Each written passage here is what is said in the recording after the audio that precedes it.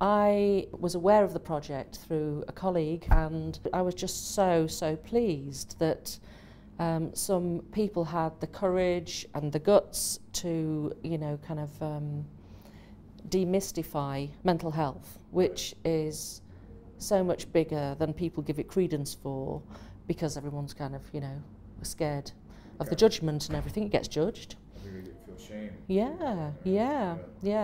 But it's so common, and it's certainly been in my family, you know. It's and again, creativity, I think, really helps to find an expression where other things don't fit.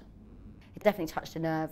My father was an artist, and he suffered from depression for a long time and was in and out of mental institutions and stuff. So I just thought, what a great thing to do, because to channel that energy into something positive and to kind of explore people's state of mind when they're in, you know, going through stuff. When I went through my little episode, there are charities that are there, but I think what this resonates so much with me is that it encaptures my performance element and my creativity. So it allows me to explore, okay, I have dark moments, but it allows me to use my creativity, which is something that makes me feel good, makes me feel better, makes me feel warm. You know, I suffered from postnatal depression, so I was kind of in and out of, you know, Postnatal depression? Yeah, I had it for, I mean, you know, like I had 4 children, and each time it got worse. Wow. And I was in and out of hospital for a couple of years.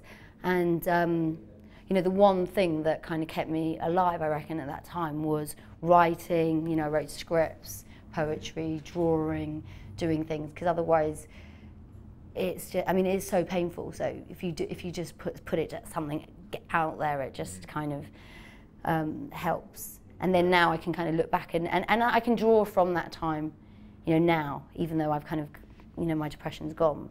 I've had a history of mental illness, I'm not ashamed to say, ever since I was a teenager, and I've always struggled with depression, anxiety.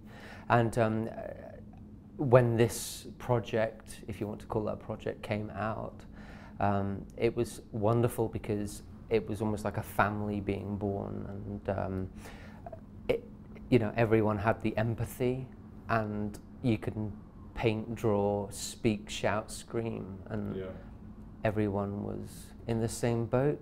You know, not many people are aware that depression is actually a disease. It's something to cure. It's not fun. It might look like glamorous when it's attached to the artist and the whole what you see on the outside, but when you're the one going through it, it's not glamorous.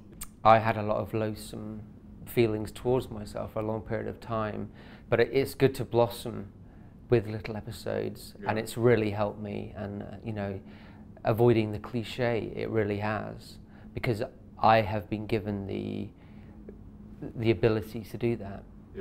You know, and no one judges you, and I think that's important. I'm very impressed with little episodes. The idea, having worked for 17 years in the community with people that are socially isolated, I think that little episodes gives people an opportunity to talk privately, talk openly, and then meet with people if that's what they wish to do.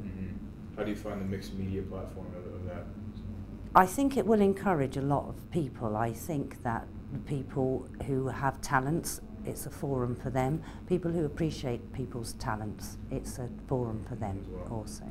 The amount of people that have replied to it is really amazing, and it's along the line of, you know, nowadays Facebook and all those online communities are a great way to put people together which might not even have met before, interacted in any way or shape or form, and anything creative is going to bring people together because everyone can relate to it. If it's shared, then someone else can read it and recognise often their own experience through that, and that helps people to feel less alone and isolated, I think. I think what's good as well is there seems to be quite good organic growth with it. It seems to have, that's how it works, you know, it starts from what already you put together, and then from one person hearing about it and knowing that, oh, you know, I've put quite a lot of things out myself, and that's a great platform for me to get people to know about my work as well, etc. And I like the idea also, you know, I'm a big music fan, and the fact that some great bands are involved with it as well. Music's incredibly powerful. Some of the writing on the site is fantastic. Yeah. And some of the imagery, you know, You're a fan. I'm a fan. In fact, I'm wandering around going, I wonder if that's for sale. I like that. Nice. Yeah. Have you had a chance to look at the book?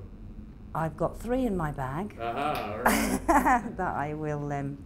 One is for a friend who has bipolar disorder who couldn't be here this evening, and one is for myself, and I'll decide who the third one's for, but yes, Nice. I will be looking at those. To me, as an observer, it looks like a sense of freedom, a sense of, validation, freedom. It's like having a voice, isn't it? Mm. And particularly a voice that can be heard and recognised by other people, because there's nothing more isolating than saying, I feel like this, and to be told, book out of it, or oh dear, and then on with the next task. It's to know that your experience is understood is phenomenally